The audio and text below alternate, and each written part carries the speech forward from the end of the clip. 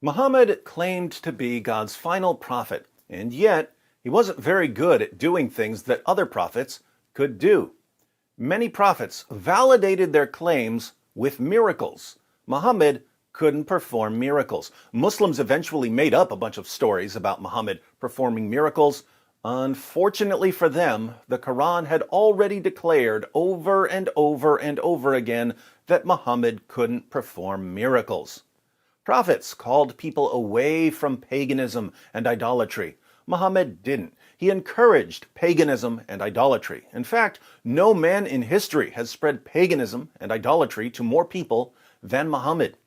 If you don't believe me, just observe Islamic prayer and worship. Muslims bow down to a pagan cube, walk circles around a pagan cube, and kiss a pagan rock, and somehow they think that this is the pure worship of the one true God. Finally, prophets predicted the future. Muhammad couldn't. Muhammad's strategy here seemed to be just say hundreds of different things about the future and eventually you'll get something right. The problem with this strategy is that you also end up getting lots of things wrong. And Muhammad got lots of things wrong.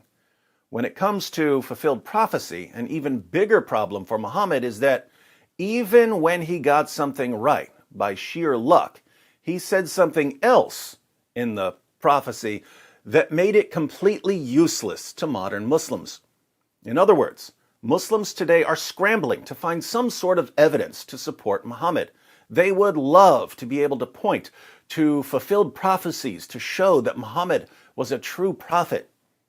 But the one time Muhammad predicted the future and his prediction came true, Muslims can't even use the prediction as evidence because they're too embarrassed by something Muhammad added at the end of the prophecy. Let's read a couple of short passages to see what I mean here. Sahih al-Bukhari, 50:58. Narrated Abu Sa'id al-Khudri, I heard Allah's Messenger saying, there will appear some people among you whose salat, prayer, will make you look down upon yours, and whose sawm, fasting, will make you look down upon yours, and whose good deeds will make you look down upon yours. So they'll seem to be really, really good Muslims.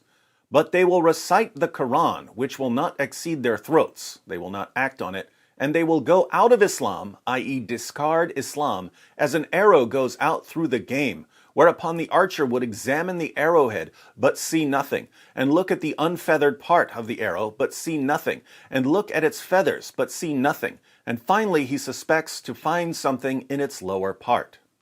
Muhammad says that there are going to be Muslims who seem devout, but who are going to leave Islam like an arrow leaves an animal it goes through.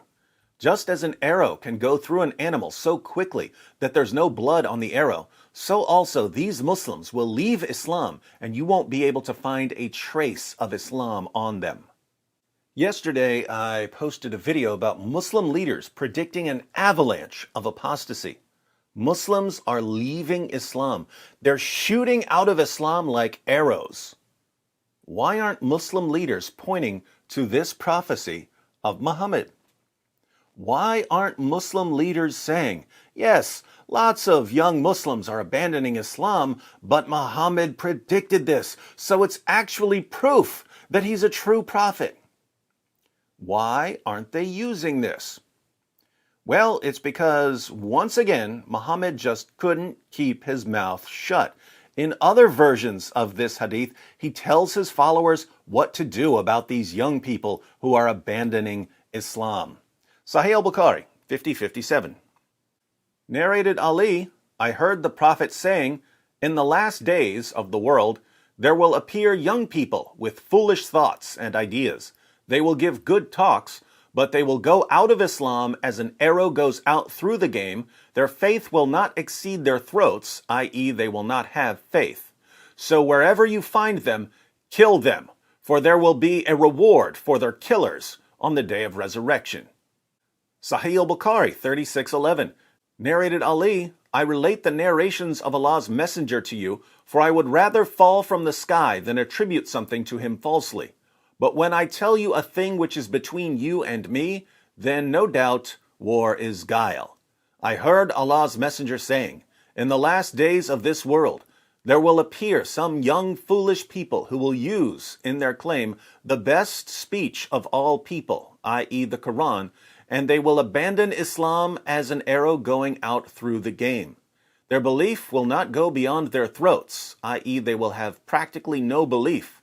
So wherever you meet them, kill them, for he who kills them shall get a reward on the day of resurrection. I don't know about you, but I find this absolutely hilarious. The closest thing Muslims have to a fulfilled prophecy of Muhammad is his prediction that in the last days, young Muslims will shoot out of Islam like arrows. Even this prophecy doesn't really work. If you read different versions of the prophecy, it falls apart.